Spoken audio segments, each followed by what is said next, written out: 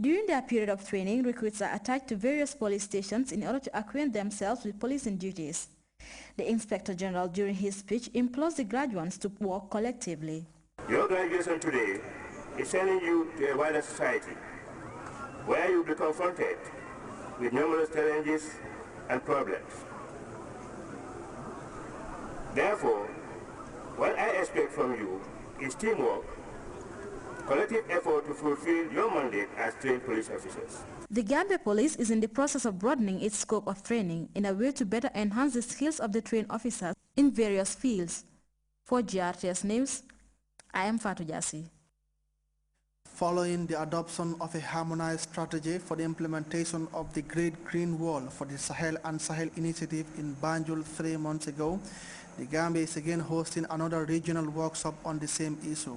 The sub-regional convergence is focusing on resource mobilization strategies this time round. The 5-day workshop, which kicked off Monday, brings together countries from Africa. Modlamin Sise has more. Green Wall for the Sahara and Sahel initiative is an African Union, European Union and an FAO-funded program that seeks to tackle land degradation and thus curb the socio-economic and political impacts of the phenomenon with a view to reduce poverty. Few months after a harmonized strategy on the implementation of the initiative was developed, representatives from Anglophone Africa are in Banjul for a 5-day workshop aimed at ironing out a resource mobilization strategy. Speaking at the opening ceremony, Kwame Awayan-Jike, program coordinator of the Global Mechanism of the United Nations Convention to Combat Desertification, says the workshop offers an opportunity for participants to brainstorm on a strong and workable resource mobilization mechanism. We have purposely brought together in this workshop a large range of expertise representing the Ministries of Environment and representatives from civil society and development partner agencies in order for us to deliberate and exchange views on the best approach to resource mobilization for the Great. Almame Danso, a Gambian from the African Union Commission, cited the role of governments in the successful implementation of the Great Green Wall for the Sahara and Sahel initiative, noting that it is important for them to mainstream the initiative in their development programs in order to make funding easy. Crucial to this process is the need for additional focus at the national level, in particular through partnership with other programs and projects that are already being implemented at the national level in order to mobilize the adequate financial resources. It is true that we cannot guarantee the sustainability of the Great Green Wall Initiative without assurance of a reliable, predictable, and adequate funding mechanism at the national level. For the Minister of Forestry and the Environment, the Gambia subscribes very well to the idea of protecting the environment and controlling land degradation. This, he said, is manifested by the various steps taken in that direction. The workshop, he however said, is an opportunity for participants to work together to develop a formidable funding strategy. As national participants to this important workshop, you are urged to take advantage of the training with the objective of enhancing your capacities for effective resource mobilization in the implementation of the initiative. In conclusion, I wish to once again welcome you all to the Gambia and to thank the African Union Commission, the Global Mechanism of the UNCCD, FAO, and the EU for the various roles you have played in making this workshop a success. The workshop, which ends Friday, will be characterized by the sharing of knowledge by these participants who come from Egypt, Ethiopia, Ghana, Nigeria, Sudan, and the Gambia. Regional and sub-regional blocks as well as funding partners are also in attendance. Modou Lamin Sise, Grts News. Sherifo Mane, who was standing trial for murder alongside 3 others, has been sentenced to death by Justice Emmanuel Nkea. Mane was found guilty of the murder of Sekou Gay in 2011, while his 3 co-defendants were acquitted by the presiding judge. Ibrahim Ajara was at the Special Criminal Court, and he now reports. Arraigned the 4 accused persons at the Special Criminal Court in 2011 on 2 counts of conspiracy and murder. The 4, namely Babakar Senghor, Alaji Mane, Sirifo Mane, and Aliou Cisse, allegedly conspired and unlawfully caused the death of Sekou Gay by beating him to death on the 12th of July 2011 in the West Coast village of Wellingara. Prosecutors called 8 witnesses to testify and admitted several documents in evidence as exhibits. All accused persons except the third elected to remain silent and didn't give any evidence during the trial. In his testimony, the third accused, Sirifo Mane, had contended that he acted out of self-defense when he hit Sehu Gay with a broken bench, which caused his death, as the deceased was carrying a broken bottle at the time. Mane also asserted the effect of provocation when he was insulted by the deceased as one element in his defense. Prosecution had, however, asked the court to convict all accused persons based on the evidence submitted during the trial. The right to remain silent, according to the presiding judge, is well entrenched in law, underlining an accused person's satisfaction with the facts in a case, even though the court cannot speculate on evidence not given in the trial.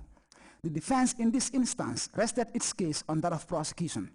In his evaluation of the entire evidence called during the trial, Justice Nkea revealed that the death of Sehu Gay is absolutely certain and proved beyond doubt, leaving the court to verify the essential element of illegality, which according to the judge is ascertained by intention through malice and aforethought. The courts, according to Nkea, have set a precedent to determine malice and aforethought, considering several ingredients like the type of weapon used, the nature of the injury, and part of the body affected, as well as the demeanor of the accused persons in the course of the trial. Nkea went on to state that the use of brutal force was clearly noticed in the severity of the wounds sustained by the deceased, who died of a head injury resulting from a heavy blow dealt by the third accused with a broken bench. This evidence, according to the judge, proves the intention and unlawful act of the third accused beyond doubt. On the issue of conspiracy, the presiding judge revealed that prosecution must establish a coordinated effort towards a common goal by the accused persons. The second accused wasn't fighting with the deceased, Nkea submitted, noting that there is no incriminating evidence against him. The fourth accused was separated from the scuffle by others. This evidence, according to the presiding judge, shows the absence of any conspiracy between the second and fourth accused persons, both of whom he said took positive steps to stop the fight. Justice Nkea further revealed that the first accused didn't conspire or participate in the murder as well. The case against the third accused was satisfactorily discharged by a prosecution, according to the presiding judge, who stated that the arguments of self-defense and provocation are irrelevant. The third accused was not even involved in the brawl with the deceased, yet joined in by thumping Sehu Gay with a broken bench when his intervention was unsolicited, the presiding judge revealed. In the absence of any incriminating evidence, the presiding judge discharged and acquitted Babakar Senghor, Alhaji Mane, and Aliou Cissé of all charges against them, whilst convicting the third accused, Sirifo Mane, for murder.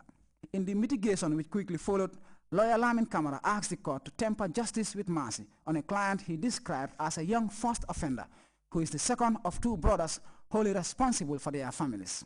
Delivering his sentence, the presiding judge stated that society needs to be protected at all times against such crimes. Sirifo Mane was sentenced to death, which is the maximum punishment for murder. The presiding judge further revealed that his manner of death will be determined by the Attorney General and Minister of Justice. Ibrahim Jata, GRTS. The first batch of students of Spec International High School on Saturday graduated from the Natsen School at a colorful ceremony. Father Jase picks up the rest of that story. Successfully completing their term of studies at the Spec International Senior Secondary School, this batch is the first graduates from the school. Fully clad in bright gowns, the 28 walked out of the school and entered the next stage of their lives as the first product of the bilingual school.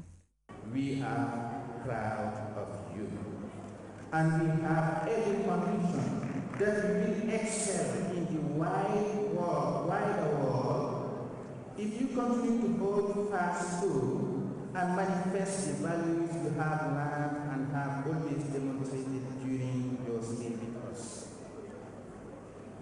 Hold your heads high and always aim the best, for your destiny is to become positive world changers. Addressing the first graduating class of the school, Emmanuel Ajim, Chief Justice of the Gambia, took the graduates on a lecture on the challenges that they will face after their time in school. The Chief Justice urged the graduating class to be good ambassadors of Spec International School. You have many international schools, but today you have CBEC pursuing a particular vision, a particular concept. So it has